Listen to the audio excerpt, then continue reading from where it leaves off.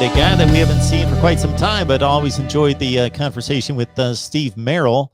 You can catch Steve on Wager Talk and on ProSportsInfo.com. Steve, how you doing today? Mark, doing great, and we should have put odds out. If I'd known you were doing 24 hours, we would have put some odds up for you. We'll do that next time.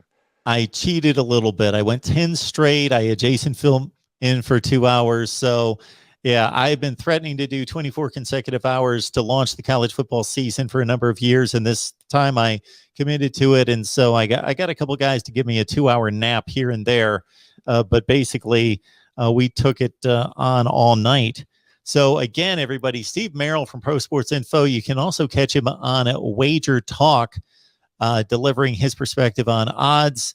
I know that you guys sometimes many times ask me my perspective on the games, but this guy is the true professional. So we've been doing this for a number of years, Steve. Of course, have Steve on for the 3 top games of the week, just to give his perspective, some numbers, angles on the games, and then kind of his wild card lock of the week prediction as well.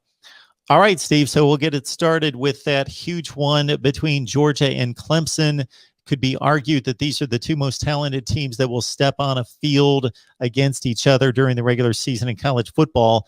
Georgia is just buried with a number of injuries that we just outlined a few minutes ago. And they are a 3-point underdog, neutral site in Charlotte against Clemson.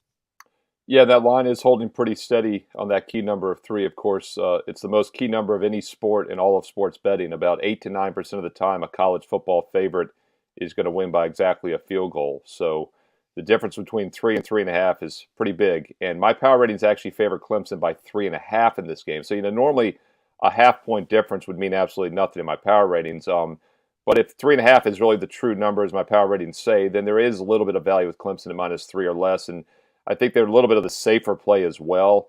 Not only are they the healthier team, as you just outlined, but they're also the known quantity. I mean, they've been there, done that. They've won a national title. They've played on the big stage. Georgia's kind of done that. Just don't feel like they're quite at that level. And I don't have it in front of me, but I've been trying to memorize it. Ui Ungalele. I think I got it right. I know it's 6 syllables. I know it's O-O-O-E-E-E and then ung. From my elementary school days, the U-N-G is capitalized. So that's the one but I mean, I had it down last October, of course, when we talked about the Notre Dame-Clemson game right here on the show. And he was not the reason they lost that game in overtime. He was fantastic. Trevor Lawrence, of course, is a true freshman, won the whole thing. So I don't think there'll be really any drop. Despite losing the number 1 draft pick at quarterback, I don't think there'll be a drop-off here. Just get a feeling that maybe Clemson's a little bit of a safer play out of the gate. Not sure this is a game I'll be involved with because, once again, it's pretty tight on my numbers. There's a lot of other good games on the schedule. But it'll be a good one to watch, and I'll definitely be watching Georgia closely as far as how to adjust their power ratings going forward. Get Steve Merrill on the line from Pro Sports Info and also Wager Talk. Please join him on those platforms. And Steve joins us every week during the college football season to give his perspective on the top 3 college football games of the week, and then a wild card prediction that for this week 1 is a freebie right here at the Voice of College Football, but we're going to have tucked away on Patreon. So please join us there. Patreon, just search Mark Rogers TV. The Big Ten taking a interesting approach to scheduling this year. Ohio State, Minnesota, Iowa, Indiana, a huge one as well. Penn State, Wisconsin, a lot of big conference games in the Big Ten. So we got Penn State traveling to Wisconsin as a 5.5-point underdog. I don't know what line you've got, Steve. That's pretty much what I'm seeing as well, Mark. And I do see a few 6s out there, maybe. I even see a 4.5 and a 5. So that's kind of all over the place. It did open in that 4 range. Some other spots have been as high as 6, but I'd say 5.5 is kind of the consensus number right now.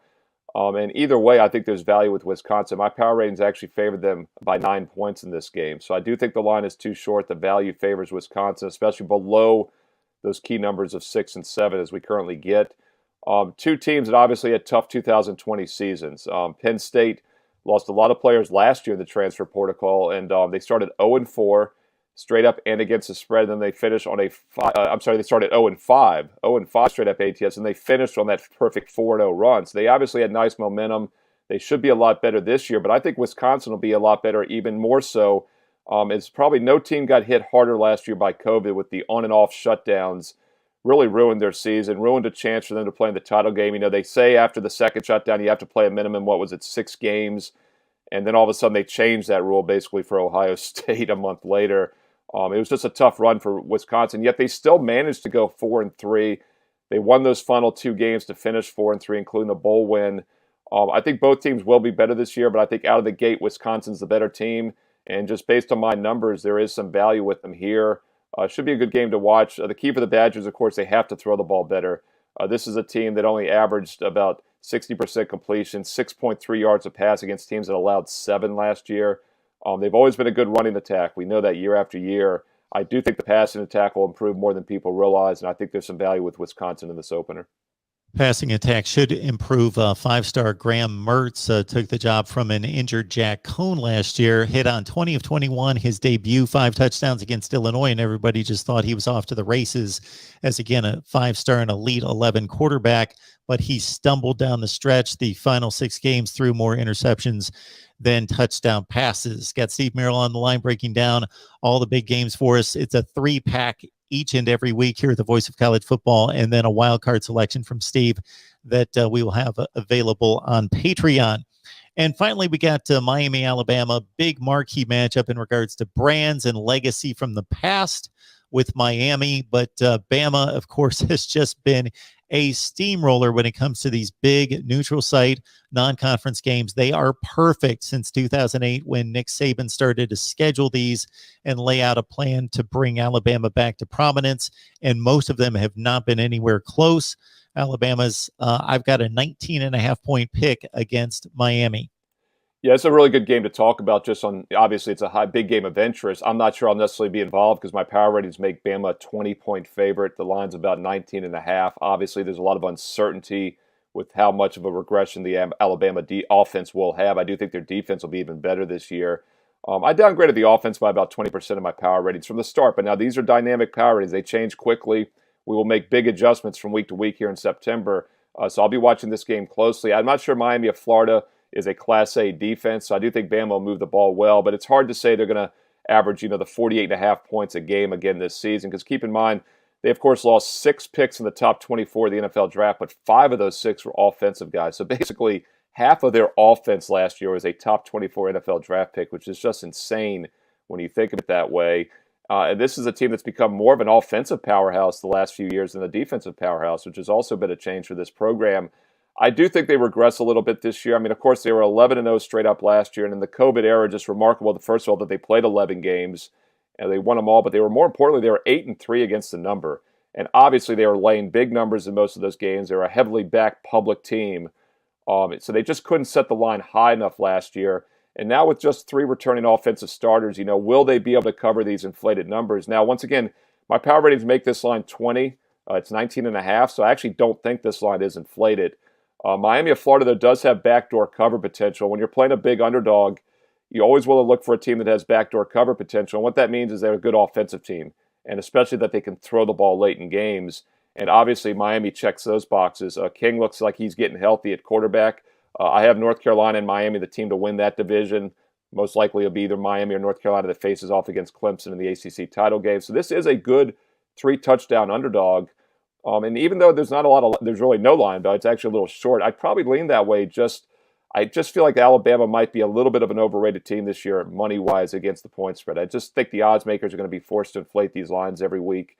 Now, it does concern me that Nick Saban has a full month to prepare. You mentioned how good he is in these early season, primetime spotlight games, and that's not a fluke. He's the Bill Belichick of college football. He gets his team ready to play, and then on top of that, he has better players on a week-in, week-out basis. So it'll be an interesting Alabama team to watch this year. I do think they regress a little bit on offense, but once again, when you regress from, say, 48.5 points a game to 40 points a game, are you really regressing? And that's pretty much where I have them penciled in right now.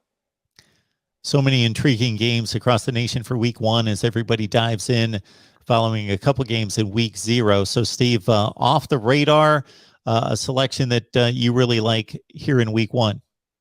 Yeah, we always kind of do an under-the-radar type of game here, and that's a game, obviously, we're not going to be talking about on a day-in, day-out basis, but there's actually one you don't have to wait long on Saturday. It's the second game on the rotation schedule, goes at noon Eastern, and it's Army against Georgia State. Interesting game to talk about here, and I like Georgia State in this one. They're currently -2. There are some 2.5s. I've even seen some 3s, that key number of 3 popping, so I'd go ahead and play Georgia State at the -2, 2.5 while it's still out there. Now, this line did drop. It opened a lot higher. I actually made the line 5.5. So I think we get some value with Georgia State. So that caught my attention. But as you dig in deeper, I like this Georgia State team. They're a sleeper for me in the Sun Belt Conference. You know, in the two divisions, we've got Coastal Carolina, a real powerhouse, and then we've got Louisiana Lafayette in the West. And they, of course, are a top 25 ranked team this week playing against Texas. So there's two really good teams in the Sun Belt this year. But I think if you're looking for a sleeper, Georgia State checks a lot of those boxes. First of all, they had the highest percentage of freshman starts last year. About 15% of their starters last year were true freshmen. They had the lowest percentage of senior starters in all of college football. Yet, with that said, they still had a solid winning season, 7-5 year overall. They've got everybody back. You know, and of course, this weird 2021 season, basically everyone has everyone back. But this team has 19 returning starters. They have all 11 back on offense.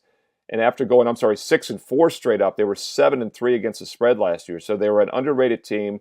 Once again, I think there's value. My power ratings make it 5.5. They're just 2.5. So I think they're still underrated by the odds maker. And then we'll look at the matchup here. You know, military academies, these triple option military teams are always great road underdogs. And I think that's one of the reasons we've seen some money come in Army.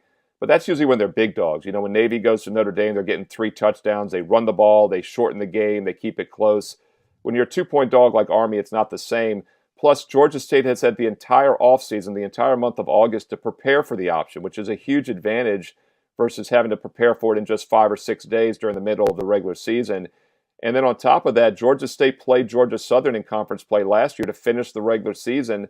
They won that game by 6 as a 2.5-point favorite, just like they are here, a home 2.5-point favorite. So their last regular season game before their bowl win, they played a triple option team, and they played them well. So I think Georgia State will be comfortable with the Navy option attack. I think Army. I think Army is down a notch this year.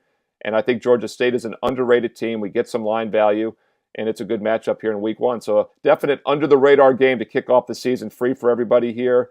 And once again, we'll be doing this on a regular basis each week on Patreon. And, of course, you can get all my best bets also at prosportsinfo.com and wagertalk.com for more best bets with detailed analysis like I just gave on Georgia State. Steve, it's good to see you. We're back set, ready to roll through the football season here, and we appreciate you being here every week. Thanks, Mark.